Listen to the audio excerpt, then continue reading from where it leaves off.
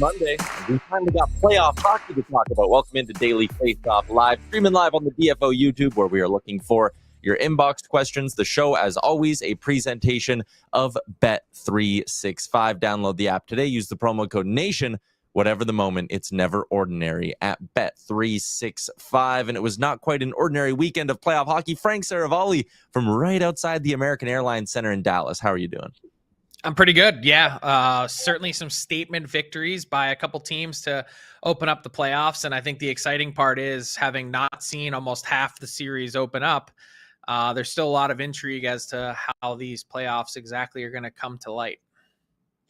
Yeah, a couple of big statement victories. We're going to go there in a second. Scott Burnside is going to join us for our big segment today. Our friend Scott, once again, covering the LA Kings for their playoff run. He'll give us a preview of what to expect from Kings Oilers Part 4. But let's start with the statement victory that we saw last night, Frank. The Battle of Ontario kicks off, and I would say from a bad blood sort of perspective, it lived up to the hype. There were some good skirmishes, 1 point late in the game, where I think everybody on the ice got a penalty, but on the scoreboard, it was all Toronto Maple Leafs. One word for me would be mature. That felt like a mature Leafs win.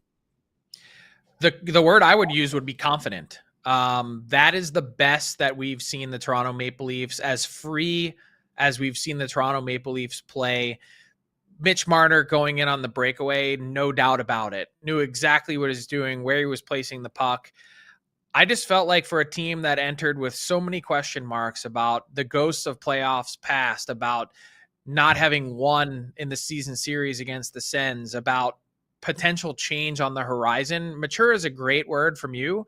I just think that the Toronto Maple Leafs deserve full marks. It's one game that doesn't make a playoff series, let alone a playoff run. But if that's how the Toronto Maple Leafs are going to play, answering seemingly every question that they had in one fell swoop, whether your big guns, your core four is going to step up and score, whether you're going to get the goaltending that you need from Anthony Stolarz, who hadn't made a playoff start before in his career, all of those things seem to be answered in relative ice. And it's like, okay, it was a very perimeter effort from the Senators. And that kind of does start with, and not to heap all the blame on him, but Brady Tkachuk wasn't the Brady Tkachuk I was hoping I'd see in his first playoff game. Yeah, definitely not the Brady Tkachuk that we've all come to expect. In your face, in the mix, making things happen. I think there was probably some nerves, and I think there's also a real question of how healthy is Brady Tkachuk. You see the other question mark in Florida with his brother, Matthew Tkachuk, on the ice and skating in a top six role for the Panthers. Looks like he's going to be good to play. But Brady, on the other hand, didn't look quite right, and if he is healthy, then probably disappointing performance. What's more concerning, though, Brady Tkachuk's health, or more concerning, Brady Tkachuk's health or Linus Ullmark? Probably Linus Ullmark, because they can find a way to win without Brady Tkachuk. They can't find a way to win without Linus Ullmark. Yeah, I think that's fair. So the Leafs go up 1-0. Their fan base should be feeling great. Another fan base that should be feeling really good is the Colorado Avalanche. They rolled away Game 1 victory over the Dallas Stars, a 5-1 final, but don't let a 5-1 score confuse you. I thought Mackenzie Blackwood was still excellent and actually one of their better players. And now it sets up a game tonight, Frank, right behind you, American Airlines Center, where I don't want to, this isn't some big hyperbole, but feels like Dallas's season is on the line tonight. Oh, I think that's not hyperbole. I think if they go down 2-0 to the Colorado Avalanche going back to Denver for Game 3, good night. They have a chance to make this a short series. Miro Heiskanen back on the ice with the Dallas Stars this morning at their morning skates, second game in a row. Still feels like he's more of a late series opportunity. Jason Robertson, I think, is very doubtful for this series. And look, the Stars are the inverse of what the Leafs were in Game 1. This Stars team needs to find some good feelings. They were lacking confidence. They had opportunities, didn't put them away. Mackenzie Blackwood deserves full marks for the performance that he turned in. But Dallas has now lost 8 games in a row going back to the regular season. They don't have a ton to lean on at this exact moment in time when their roster is thin. So they've got to find confidence, and they've got to find it in a hurry. Yeah, they do. Heiskanen out, although skating today. Jason Robertson out, not expected to return in this series, or at least that's the general feel. Another thing, too, Mikko Rantanen didn't look like Mikko Rantanen. And that's just another layer on this whole thing for me when it comes to the Dallas Stars is, maybe you could survive one big injury, Robertson. Hopefully you get Heiskanen back at some point. But if it's layered with Mikko Rantanen looking like, and you made the point on the DFO rundown, like he did over at the Four Nations Faceoff, then again, like no star power, you're hooped if you're Dallas. Yeah, I agree. I mean, things are just trending in the wrong direction at the wrong time for the Stars. Injuries, losses, and then I guess you would call them absences. I mean, Mikko Rantanen's there, but if you're invisible, not really contributing. And I get that this has been a topsy-turvy season, and there's a lot of reasons why this has gone sideways, but you've signed your long-term extension here. This is home now. Time to put it all together again. Yeah, totally. And that building should be rocking it again. Must-win game for the Dallas Stars. It's sort of the first must-win game of these playoffs, I guess you could say. But there were a handful of other really interesting wins and interesting games over the weekend. One, though, that was kind of predictable was the Canes rolling over the Devils. And again, an empty netter makes it 4-1. That game was 3-1 for the bulk of the third period. And I'm watching it going like, man, this has the feeling of a 7-1, 8-1 victory for the Carolina Hurricanes. So I'm going to give you a take, Frank. You tell me if it's hot or cold. This series will not make it past a fifth game. That's hot. Well, I guess. Which way we did? I guess I need to think about it. It's a good take. It's hot. Yeah, well, no, but hot take usually has a negative connotation in 2025. So I will say that is a correct and ice cold take. How about that? All right. I don't mind that at all. But again, it was just, and you predicted this, and I had this series ending quick too. Carolina just looks like they're in a totally different stratosphere. And now you have the injuries lining up for the Devils, some of them self-inflicted. That Jacob Markstrom slash that ends up taking out Cody Glass was to me, a moment of like the playoffs. Markstrom was rattled. Like, how do you do that? It's game one. That's some Jordan Binnington level stuff. Settle down, play your position, and not worry about Ron Hextalling a guy as he comes across the crease, and maybe you won't smoke your own teammate. I mean, I don't understand it. I think that's poor form. And beyond that, I think it speaks to how rattled the Devils are as a whole, because this is a giant mismatch. And I've said, I'll say it again. I think this playoff bracket really sets up nicely for the Carolina Hurricanes. Yeah, I think it does. We're going to touch on the East again in a sec, but the Winnipeg Jets, trailing in the hockey game twice to the St. Louis Blues, still find a way to come back and win. And a pretty interesting, like the first 20 minutes, you're sitting there going like, oh boy, playoff Connor Hellebuck. He's allowed at that point. It was 2 goals on 9 shots. And you're thinking this Blues team, is it maybe a bad matchup for Winnipeg? But I mean, full credit to their stars. Mark Scheifele was absolutely excellent with a goal and 2 assists, including setting up Kyle Connor for the game winner in the third period as well. Did that game change your opinion on either side here? Was it maybe the Jets winning when they didn't have their A game? And is that a positive? Or do you sit there and go, the Blues can hang? Oh, I do think the Blues can hang, and I think they play a relatively clinical style in the sense that they're not going to give up a lot of space. They're really positionally sound, and I think the Jets picked through that well. I think they also were in a spot where they had some real nerves. Like, they were facing a lot of what we just talked about with the Leafs, a lot of things hanging over their head. And Connor Hellebuck allowed 3 goals on 10 shots to open the game. I mean, it was about as bad of a start. The Blues were opportunistic. I think the way that Winnipeg settled into that game, it really, they turned it on in the third period, played textbook Jets hockey that we had seen all season long that won them the President's Trophy. They were deadly fast.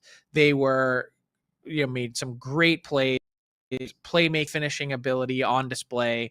And a lot of what they did emanated from their own end. So I think they were able to put it all together and now can breathe a sigh of relief. Can you imagine how different the temperature and conversation would be in Toronto today or in Winnipeg today had either one of those teams lost game one? It allows you to kind of get your feet wet and wade into the playoffs in the right manner. Not that you can sort of dip your toe in the water, but it takes so much of the pressure off.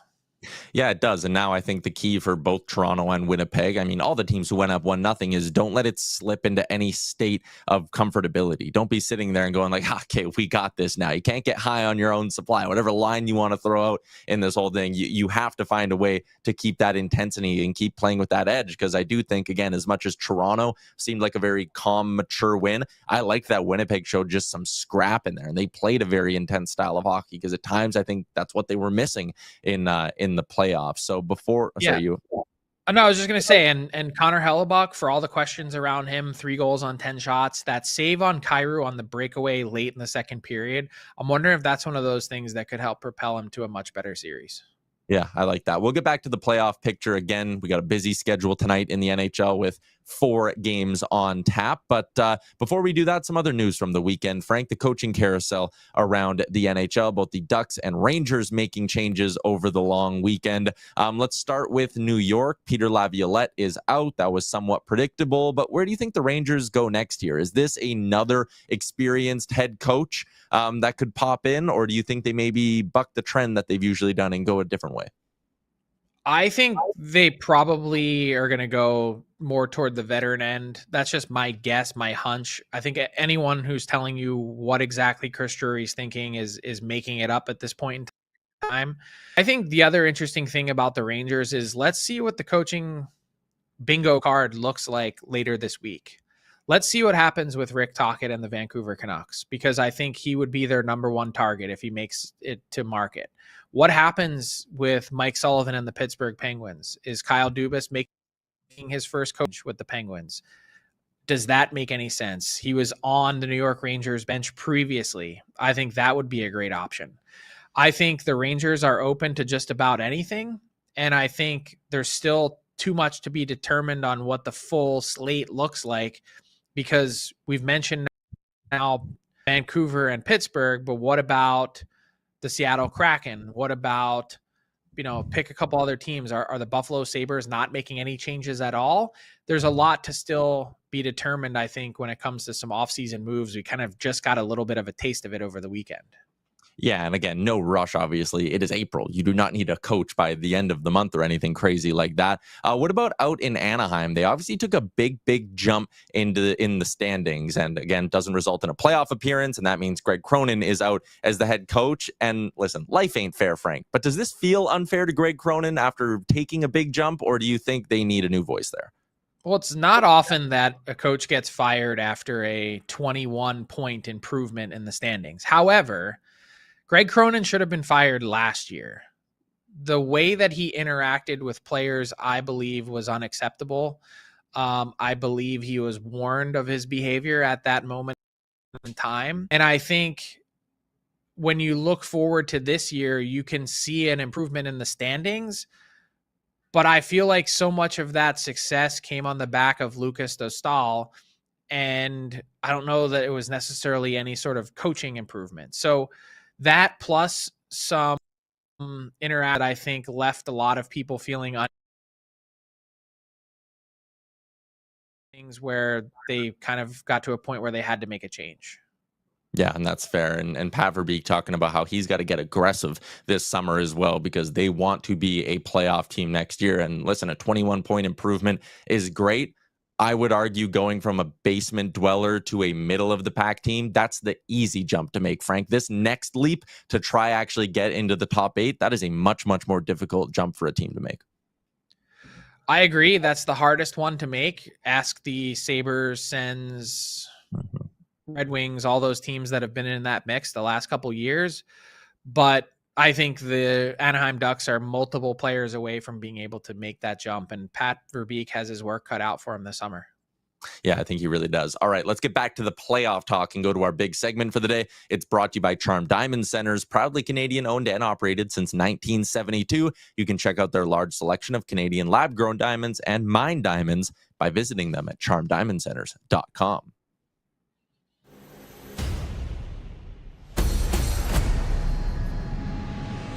Always a pleasure to have Scott Burnside on the program covering the LA Kings for their playoff run. You can find his work, LA Kings Insider, and on the LA Kings YouTube. And Scott, let's start with sort of the big one here as we embark on the 4th edition of Oilers vs. Kings. What about this year's Kings team makes them different and makes them better positioned to take down the Oilers? Yeah, it's great to be with you guys. So thanks for having me aboard. And well, I think you start with, where does this series open? And it opens in Los Angeles at Crypto.com Arena. That hasn't happened the 3 previous years where the Oilers had home ice advantage. The LA Kings, best home team in the NHL, set a franchise record, tied the franchise record for points and wins, but also dominant at home, led by Darcy Kuemper, who, even though I see some prognosticators sort of ignoring Darcy Kuemper's season when it comes to, potential Vezina Trophy finalists, I would be shocked if he's not a finalist. I mean, I know Connor Hellebuck had, an outstanding season once again in Winnipeg, but boy, Darcy Kuemper's numbers are off the charts. He has really stabilized this team, and everything sort of flows from him. Very hard to play against. But I do think this team is much deeper than they were a year ago, playing an Edmonton Oilers team that really did decimate the Kings on the special teams end of things. This is a team that can roll, with the addition of Andrei Kuzmenko at the trade deadline, who's playing with Adrian Kempe and Andrei Kopitar. We'll call it the number 1 line, but they really do have 3 sort of interchangeable forward lines that can hurt you offensively. But Kuzmenko's play has been really important, not just for stabilizing the way that Jim Hiller, the head coach, rolls the forward lines, but he has added a different element to a power play that was very, moribund for most of the season. Quite often in recent weeks, Jim Hiller has gone with a 5-forward set on the power play. Kuzmenko handles the puck a little differently than the other players. He distributes very well. He's got a great shot. He plays down low. So the power play is a little bit more dangerous, I would think. And I think that's why there's, and again, let's be honest, the Oilers are a different team than they were a year ago. And we've listened to Chris Knobloch over the last couple of days. Seems very fluid who's actually going to be able to physically play for the Oilers. We know that Connor McDavid and Leon Draisaitl will be playing, so never discount 2 of the 2 best players in the world, if you want to put it that way, or 2 of the top 3 or 4, whatever it is.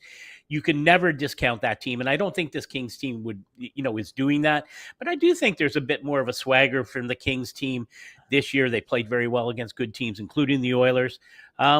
But we'll find out tonight. You got to put it, the proof is on the ice, and we'll see you in Game 1 on Monday night.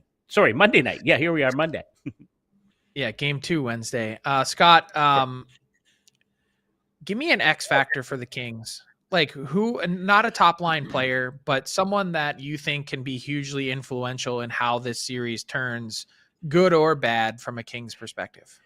Yeah, I think, I don't know whether you can, listen, Drew Doughty's going to go to the Hall of Fame, right? So, I mean, that's a given. But I do think Drew Doughty is so interesting. His role's a little bit different with this team. As I mentioned, I'd be shocked if Jim Hiller goes away from the 5-forward power play outlook, at least to start. We know that Drew Doughty missed more than the first half of the regular season after breaking his ankle in preseason. Frank, you and I were both there. Tyler was there too. But at 4 Nations Faceoff, no one was happier to be part of that mix than Drew Doughty, and to be part of that Team Canada run to a dramatic championship. He spoke about it yesterday, actually. Again, just this feeling of wanting to win. He's going to the Hall of Fame. He's won 2 Stanley Cups, 1 Norris. He's got Olympic medals. He wants nothing more than to play for a winning team. That team has, in Los Angeles, has not won a series since the last Cup win for the Kings in 2014. He's very candid about how that drought and how it pains him not to be playing winning playoff hockey.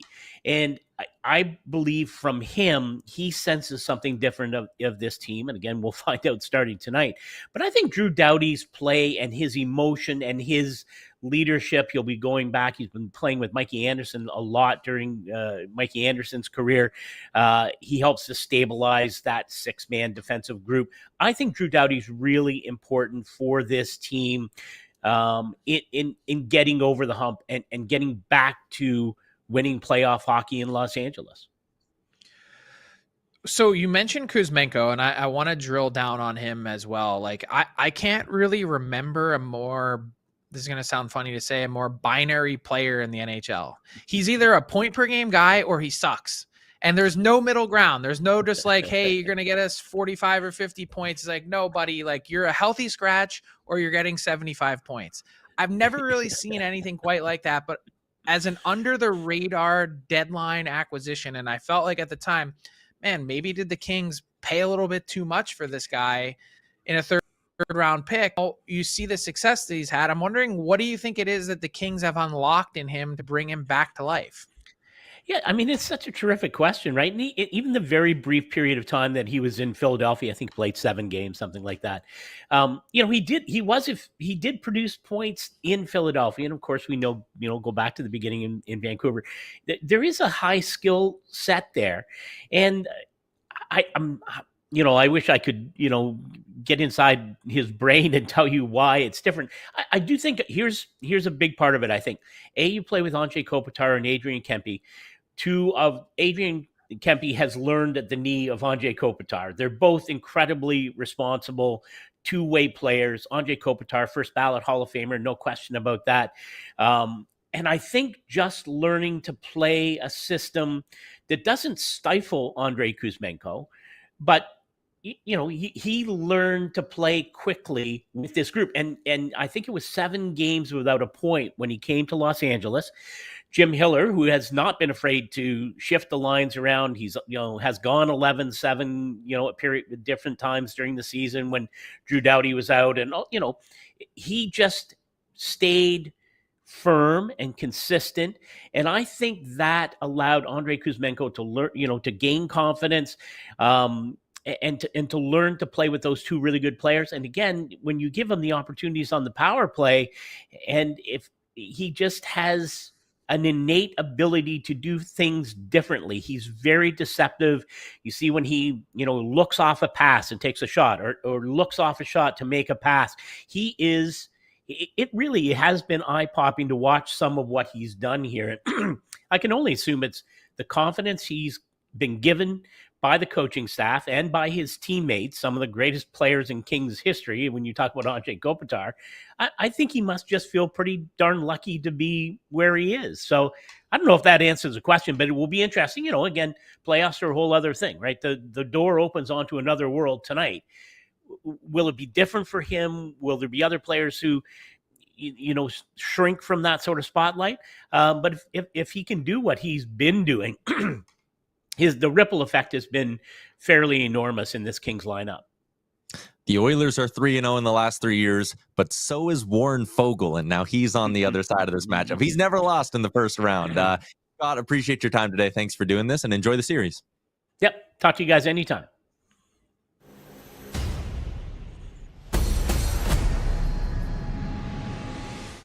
Again, you can read his coverage, LA Kings Insider, and his coverage is tremendous. Let's go over to the YouTube chat. Frank, you kind of hinted at it when we talked about the coaching, but I immediately saw the question pop in. How long it's from Randy, how long till you think we have an answer on Rick Tocchet in Vancouver? I'd imagine before week's end. I can't think that the Canucks would want to not know what their situation is, and I can't think that Rick Tocchet would not want to have this locked up and start to see jobs go off the board before understanding what his situation is and get some clarity on his future. Yeah, it makes sense. We also got another question here about David Carl. You and Gregor talked about that a lot today on the DFO Rundown. People can find that wherever they get their podcasts from, or watch it right here on the Oilers Nation YouTube when it premieres in a little bit. Let's get to our daily bets for the day, brought to you by Bet365, an official partner of the NHL. Every nail-biting overtime win is a barn burner. Every suspenseful minute in between is amazing. Whatever the moment, it's never ordinary at Bet365. Must be 19 or older. Please play responsibly. All right, here's what I got for tonight. Some playoff action to bet on. Nathan MacKinnon, his stat line for game 1 of this series, 2 goals, an assist, 7 shots on goal. So Nate to get 2 points, the Avs to win, Nate to get 4+ shots on goal, plus 350. It's a nice little way, I think, to juice up an Avalanche bet because I am backing them again. And Leon Draisaitl, in the last 3 years against the LA Kings in the playoffs, he has 17 goals in 18 games. I do not think I want to bet on the Oilers to win game 1, considering how good the Kings have been at home. And the Kings at minus 130 doesn't feel great either. But Draisaitl at plus 120, he kills the Kings, and he's a playoff performer. I like getting plus money on him. 17 goals in 18 games. Sources say pretty good. Yeah, pretty good. He averages almost a goal a game. Connor McDavid averages 2 points a game in this playoff series. And again, just from what we heard with Scott, you get the sense the Oilers are going to need more than just their 2 big guns to defeat this year's LA Kings. Let's wrap up the show with garbage time. Frank, locker room clean out day, garbage bag day, whatever you want to call it. It can always produce some interesting quotes, including this one from Red Wings captain Dylan Larkin. You got to come up with wins, and I think especially in March, it was hard, that we didn't do anything, and then we didn't gain any momentum from the trade deadline, and guys were kind of down about it, so it'd be nice to add something and bring a little bit of a spark on the ice and maybe a morale boost as well. Larks, how do you feel that you've... Frank, what do you make of that comment from Dylan Larkin? A pretty pointed little pointed finger maybe at Steve Yzerman. On the one hand, I think it's disappointing and not a great look because that's on you as players. You have to play better first. And second, you have to earn a trade deadline acquisition. You don't just get one handed to you. And so I think crying about not having enough help, not that he was crying, but basically saying, it's putting it on the GM. Like it's a lot of it is on the GM for roster construction, but it's on you guys as players to play. And so you can only control what you have in front of you. And so I think that part sort of rings hollow, but I do understand it from a team building and locker room perspective that if your general manager is essentially telling you that you haven't earned one, your team isn't good enough, and what he's telling you is he doesn't believe in you by not going out and making those deadline acquisitions, I get how that would be deflating and uncomfortable. And I thought Larkin had a great season, was one of the truly impactful players at Four Nations. And I do think that there's some brighter days ahead for the Red Wings, but they've really got to make some changes because they're not really that close to being in that echelon of playoff teams. Yeah, and again, we just talked about it with the Ducks a little bit. That jump from bottom to mid is easy. Going from mid to playoff is incredibly, incredibly difficult. And the Red Wings, I mean, even when they have taken swings, they've missed on them, trying to rebuild that blue line through free agency and such. So it'll be, again, another one of those teams where what happens in the next 3 months leading through the end of June and July is going to be fascinating. All right, that is a wrap on today's edition of the show. Everybody in the YouTube, tremendous stuff as always. Tomorrow, we got 4 more games to recap, including a great one from right behind Frank out in Dallas as the Stars will look to avoid going down 2-0 on home ice. Keep it locked on dailyfaceoff.com for all your other playoff coverage, and we'll see you right back here tomorrow at noon Eastern.